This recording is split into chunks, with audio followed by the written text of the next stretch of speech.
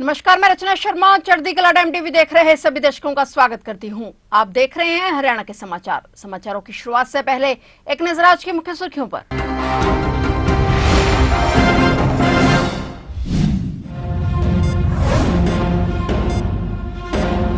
खेतों में आग की घटनाओं पर सैनी सरकार का एक्शन, सभी डीसी को भेजा लेटर, हर शुक्रवार को देनी होगी रिपोर्ट।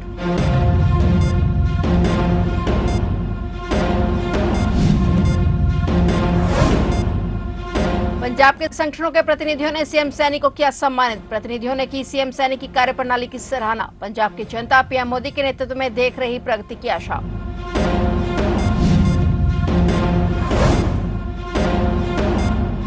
मुख्यमंत्री सैनी ने जेवलिन थ्रो हिमांशु झाखड़ को दी बधाई। जेवलिन थ्रो में जीता स्वर्ण पदक, बोले हिमांशु झाखड़ पर पूरे देश को गर्व।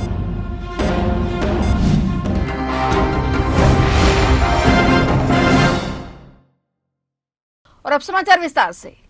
हरियाणा में खेतों में आग की घटनाओं को लेकर सरकार ने सभी डीसी को लेटर के जरिए आग की घटनाओं से निपटने के निर्देश दिए हैं। इसके अलावा आग को बुझाने के लिए सुरक्षा व्यवस्था पर भी जोर दिया है। हरियाणा सरकार ने खेतों में आग लगने की घटनाओं को लेकर एक्शन लिया है। सरकार ने सभी जिलों के डीसी को पत्र भेजा है और इस लेटर में सरकार की ओर से प्रदेश के सभी डीसी को निर्देश दिया गया है कि वे कटाई सीजन में आग की घटनाओं को लेकर अपने जिलों में सुरक्षा व्यवस्था को बढ़ाएं। इसे लेकर राजस्व और आपदा प्रबंधन विभाग की ओर से निर्देश दिए गए हैं। जानकारी के मुताबिक सरकार की ओर से सभी डीसी को कहा गया है कि सभी फायर टेंडर, उपकरण और अग्निशमन प्रणालियां पूरी तरह से बेहतर होनी चाहिए। इसके अलावा यह सभी सुरक्षा व्यवस्था 24 घंटे उपलब्ध होनी चाहिए। रात की शिफ्ट और छुट्टियों समेत हर समय पर्याप्त संख्या में प्रशिक्षित अग्निशमन कर्मियों की व्यवस्था उपलब्ध होनी चाहिए ताकि आपदा की स्थिति में समय रहते उस पर रोक लगाई जा सके।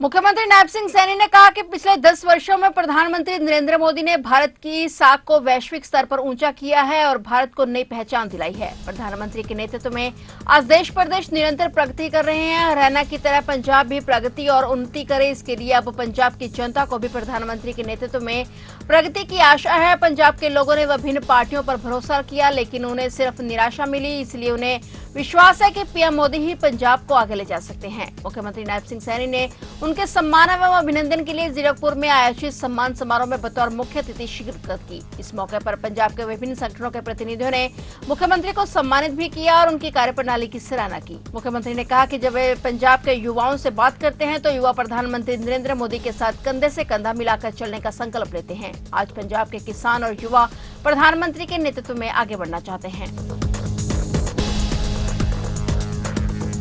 जीरकपुर की सरदारी के बीच में आज मुझे आने का अवसर मिला है। वैसे तो यहां पर लगातार आना होता है, इलेक्शनों में भी आना होता है, परंतु आज विशेष रूप से विशेष तौर पर एक कार्यक्रम के निमित्त आप लोगों के बीच में आने का मुझे अवसर मिला है। मैं आज आप लोगों के बीच में मीनता जी और उनके साथ पूरी टीम को बहुत बधाई भी देता हूं कि उन्होंने समय रहते भारतीय जनता पार्टी की सदस्यता ली है, क्योंकि मैं भी पूरे पंजाब के अंदर जा रहा हूं। पंजाब का युवा, पंजाब के लोग आज भारतीय जनता पार्टी नरेंद्र मोदी जी के साथ चलना चाहते हैं। मुझे खुशी है लंबे समय से पंजाब के लोग आश्वासनों के ऊपर चलते रहे, क्योंकि यहां के राजनेता इस बात को लेकर के लोगों के बीच में बात करते रहे कि हम आपके लिए, पंजाब के लिए ये काम करेंगे, परंतु आखिर में उनके हाथ निराशा ही लगती थी। और मुझे इस बात की खुशी भी है क्योंकि मैं पंजाब के अलग अलग क्षेत्रों में जाने का मौका मिल रहा है और जब मैं लोगों से बात करता हूं, लोगों से जब बात करता हूं तो लोग पंजाब के अब एक बात बोलते हैं कि अब की बार तो हम नरेंद्र मोदी जी के साथ कंधे से कंधा मिला करके चलेंगे। मुख्यमंत्री नायब सिंह सैनी ने प्रदेश के जेवलिन थ्रो खिलाड़ी हिमांशु जाखड़ को बधाई दी है। सीएम सैनी ने हिमांशु जाखड़ का उत्साह बढ़ाते हुए उन्हें बधाई दी है। सीएम सैनी ने कहा कि जित भी जावे हरियाणवी, लठगाड़ की आवे हरियाणवी। पोस्ट के जरिए सीएम सैनी ने कहा कि हिमांशु जाखड़ ने सऊदी अरब में आयोजित अंडर 18 एशियाई एथलेटिक्स चैंपियनशिप में स्वर्ण पदक हासिल करके देश का नाम रोशन किया है। इस मौके पर उन्हें हार्दिक बधाई एवं शुभकामनाएं। सीएम नायब सैनी ने कहा कि खिलाड़ी हिमांशु जाखड़ के अद्भुत प्रदर्शन पर पूरे देश को गर्व है। उनकी उपलब्धि देश के युवाओं के लिए प्रेरणा बनेगी। उन्होंने आगे कहा कि आशा करते हैं कि भविष्य में भी हिमांशु जाखड़ अंतर्राष्ट्रीय मंच पर अपने धाकड़ खेल प्रदर्शन से भारत का परचम लहराते रहेंगे। हिमांशु जाखड़ जज्जर के सालावास गांव के रहने वाले हैं, जिन्होंने 67.57 मीटर भाला फेंककर भारत के लिए पहला स्वर्ण पदक जीतकर देश का नाम रोशन किया है। हिमांशु की इस उपलब्धि से पूरे हरियाणा में खुशी का माहौल है।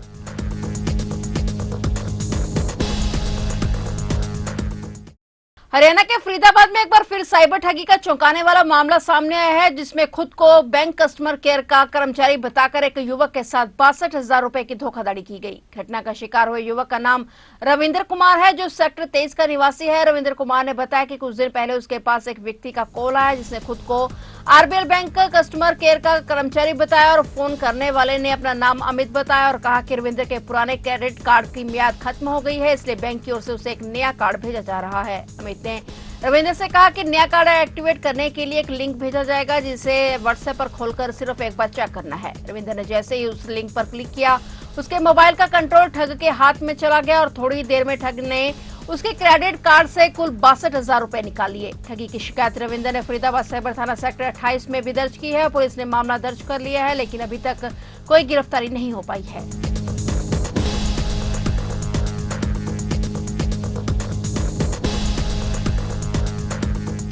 सोनीपत में एमए की छात्रा का शव बंद कमरे में लटका मिला है। बदबू आने पर स्थानीय लोगों ने मामले की सूचना पुलिस को दी। मामले के बारे में पता चलते ही पुलिस भी मौके पर पहुंची। पुलिस ने दरवाजा तोड़कर शव को बाहर निकाला, जिसके बाद पुलिस ने शव को कब्जे में लेकर पोस्टमार्टम के लिए भिजवा दिया है। पुलिस को घटनास्थल से कोई सुसाइड नोट नहीं मिला है। दूसरी तरफ मृतका के परिजनों ने हत्या का आरोप लगाया है। फिलहाल पुलिस मामले की जाँच कर रही है। जानकारी के मुताबिक मृतका की पहचान लखीमपुर की रहने वाली शिवानी के तौर पर हुई है। शिवानी एमए की स्टूडेंट थी। बताया जा रहा है कि शिवानी अपनी सहेली माही और उसके दोस्त दिलीप के साथ कहीं बाहर गई थी और शिवानी ने परिवार को फोन पर अगले दिन वापस घर लौटाने की बात कही थी, लेकिन शिवानी घर नहीं लौटी और इसके बाद दिलीप के कमरे से पुलिस को शिवानी का लटका हुआ शव मिला। पुलिस का कहना है कि शिवानी के दोस्त माही और दिलीप फरार हैं और दूसरी तरफ परिजनों ने दोनों दोस्तों पर हत्या करके शव को लटकाने का आरोप लगाया है। फिलहाल पुलिस ने परिजनों की शिकायत पर आरोपियों के खिलाफ केस दर्ज कर मामले की जांच शुरू कर दी है। अपनी मांगों को लेकर आज रोडवेज कर्मचारियों ने सरकार के खिलाफ जमकर प्रदर्शन किया। रोडवेज कर्मचारियों ने एक दिन का सांकेतिक धरना देते हुए सरकार को चेतावनी दी है कि अगर उनकी मांगों को नहीं माना गया तो वे सरकार के खिलाफ मोर्चा खोल देंगे और रोडवेज का चक्का जाम कर देंगे। कर्मचारी यूनियन के पदाधिकारियों ने बताया कि सरकार रोडवेज में प्राइवेट बसों की रूट परमिट दे रही है, जिसका रोडवेज कर्मचारी विरोध कर रहे हैं। सरकार की इस योजना ने प्राइवेट बस संचालकों की मनमानी को बढ़ा दिया है। साल 2016 में भर्ती किए गए कर्मचारियों को आज तक सरकार ने पक्का नहीं किया है। इसके अलावा इलेक्ट्रिक बसों को रोडवेज बेड़े में शामिल करने की बजाय उन्हें निजी हाथों में सौंपा जा रहा है और प्रत्येक किलोमीटर के लिए भुगतान करने की तैयारी में है। इससे रोडवेज घाटे में जाएगी और कर्मचारियों का कहना है कि वे जल्द ही पैदल मार्च निकालकर परिवहन मंत्री का घेराव करेंगे और इसके बाद भी सरकार ने उनकी सुनवाई नहीं की तो वे रोडवेज का चक्का जाम करने से भी पीछे नहीं हटेंगे।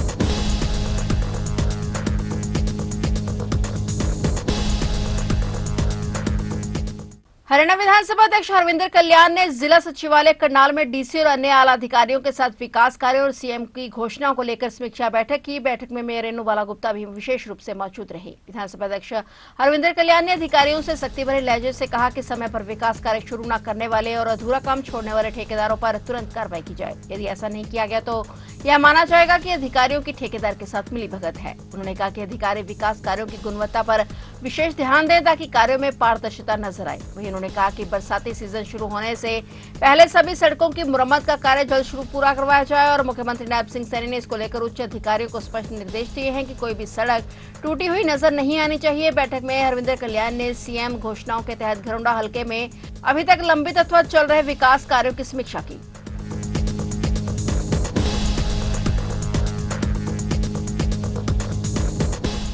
आज के दौर में जहां समाज में भाई बहन और छोटे छोटे कारणों से एक दूसरे से दूर हो जाते हैं, वहीं हिसार जिले के गांव गावण में दो भाइयों ने एकता की मिसाल पेश की है। यहां दो भाइयों ने अपने 6 बेटे बेटियों की शादी एक साथ की है। राजेश पुनिया और अमर सिंह पुनिया दोनों भाइयों ने अपने 6 बेटे बेटियों की एक साथ शादी की है। राजेश पुनिया की 2 बेटियां कविता और प्रियंका हैं और वह बेटे का नाम संदीप है। वहीं अमर सिंह पुनिया ने बेटी मोनिका और प्रीति और बेटे संजय की शादी की है। परिवार ने बताया कि इस महंगाई के दौर में एक ही घर में बार बार शादियां करने से खर्च बहुत बढ़ जाता है। ऐसे में दोनों भाइयों ने मिलकर बैठकर फैसला लिया कि हम सब बच्चों की शादी एक साथ करेंगे। एक साथ शादी करने से न केवल धन की बचत हुई बल्कि समाज में भाईचारे का संदेश भी गया।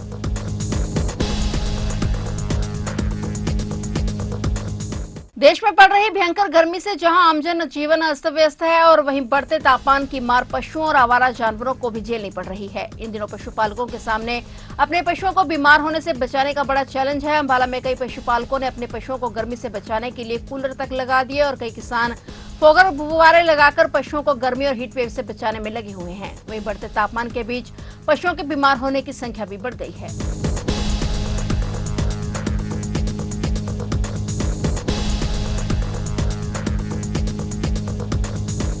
तो आप देख रहे थे हरियाणा के समाचार और नए समाचारों के साथ फिर से हाजिर होंगे। तब तक के लिए देखते रहिए चढ़ती कला टाइम टीवी।